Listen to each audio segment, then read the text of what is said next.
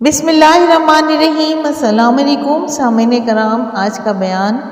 قرآن و حدیث کی روشنی میں حضرت ابراہیم علیہ السلام کا مقام اور رتبہ کے بارے میں ہے۔ وَإِذِ ابْتَلَىٰ إِبْرَاهِيمَ رَبُّهُ بِكَلِمَاتٍ فَأَتَمَّهُنَّ قَالَ يَنَالُ عَهْدِي لِلظَّالِمِينَ۔ سورہ بقرہ میں اللہ تعالیٰ ارشاد فرماتے ہیں، اور جب پروردگار نے چند باتوں میں ابراہیم علیہ السلام کی آزمائش کی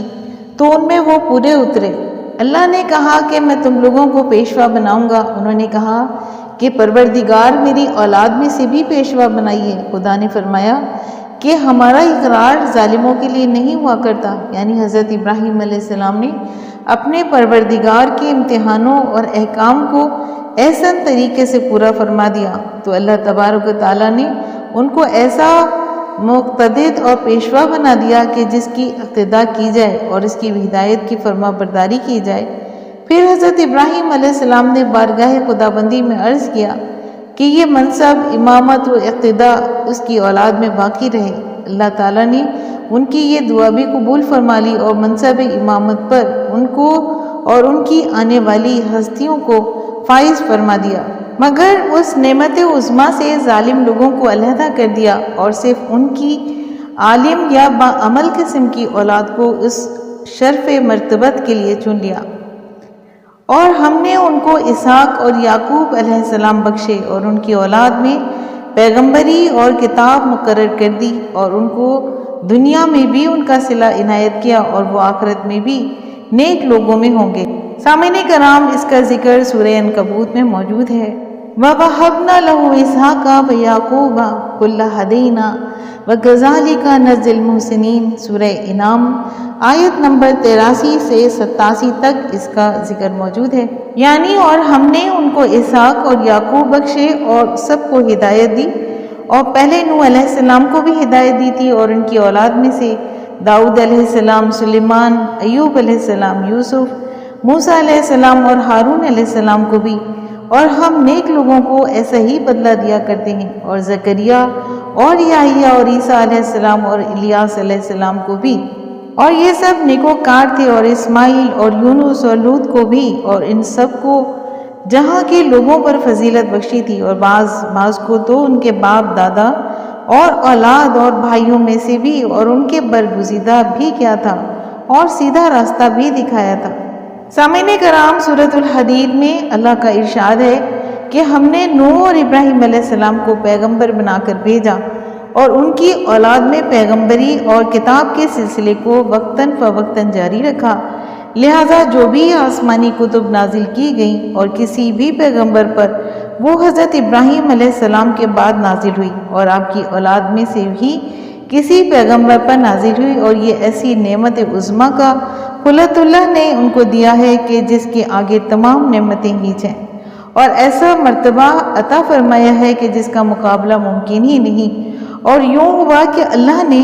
حضرت ابراہیم علیہ السلام کی پشت سے 2 عظیم صالح لڑکے عطا فرمائے، حضرت اسماعیل علیہ السلام ہاجر رضی اللہ تعالیٰ عنہما سے بھی، پھر اسحاق علیہ السلام سارہ رضی اللہ تعالیٰ عنہما سے، اور آگے اسحاق علیہ السلام سے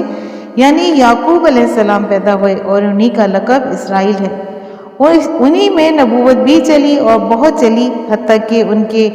انبیاء کی صحیح تعداد کوئی نہیں جانتا سوائے اس ذات کے جس نے ان انبیاء کو مبعوث فرمایا اور ان کو رسالت و نبوت کے ساتھ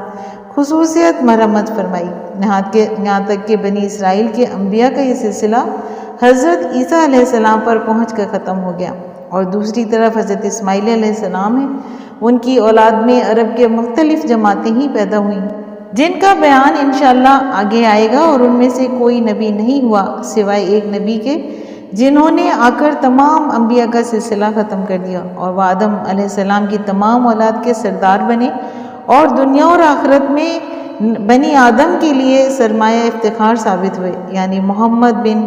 عبداللہ بن عبد المطلب بن ہاشم قریشی حضور اکرم صلی اللہ علیہ وآلہ وسلم پہلے مکی ہیں پھر مدنی۔ تو حضرت اسماعیل علیہ السلام کی پشت میں پوری شاخ کے اندر سوائے اس عظیم خزانے اور قیمتی موتی اور بیش قیمت ہار کے اور کوئی نہیں آیا، اور یہی تمام گروہوں جماعتوں کے سردار ہیں جن پر قیامت کے روز اولین اور آخرین سب کے سب رش کرتے ہوں گے۔ حضور اکرم صلی اللہ علیہ وسلم سے صحیح مسلم میں مروی ہے کہ آپ صلی اللہ علیہ وسلم نے فرمایا کہ میں قیامت کے روز ایسے مقام پر کھڑا ہوں گا جس کی طرف تمام مخلوق رش کرے گی، حتیٰ کہ ابراہیم علیہ السلام بھی۔ پھر حضور اکرم صلی اللہ علیہ وسلم نے اپنے والد حضرت ابراہیم علیہ السلام کی خوب تعریف فرمائی، جس سے معلوم ہوتا ہے کہ حضرت ابراہیم علیہ السلام آپ صلی اللہ علیہ وسلم کے بعد تمام مخلوق میں سب سے افضل ہے، اور وہ بھی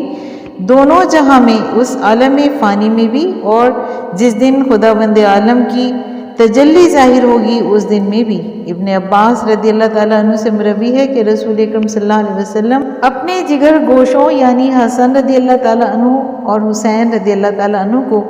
اللہ کی پناہ میں دیتے تھے اور فرماتے تھے کہ تمہارے والد ابراہیم علیہ السلام بھی ان الفاظ کے ساتھ اسماعیل اور اسحاق کو پناہ میں دیتے تھے، اور وہ یہ ہیں کہ میں اللہ کے پورے کلمات کے ساتھ پناہ مانگتا ہوں ہر شیطان، ہر موذی جانور سے اور ہر بد نگاہ سے۔ سامعین کرام، امید کرتی ہوں کہ قرآن و حدیث کی روشنی میں حضرت ابراہیم علیہ السلام کا مقام و مرتبہ جان کر آپ کی علمی معلومات میں یقیناً اضافہ ہوا ہوگا۔ اگر آپ کو آج کا بیان پسند آیا ہے تو آپ اپنے چینل فضائل اسلام کو لائک اور سبسکرائب کیجیے تاکہ آئندہ آنے والی ایسی ہی معلوماتی ویڈیوز کا نوٹیفیکیشن آپ کو سب سے پہلے ملے۔ شکریہ۔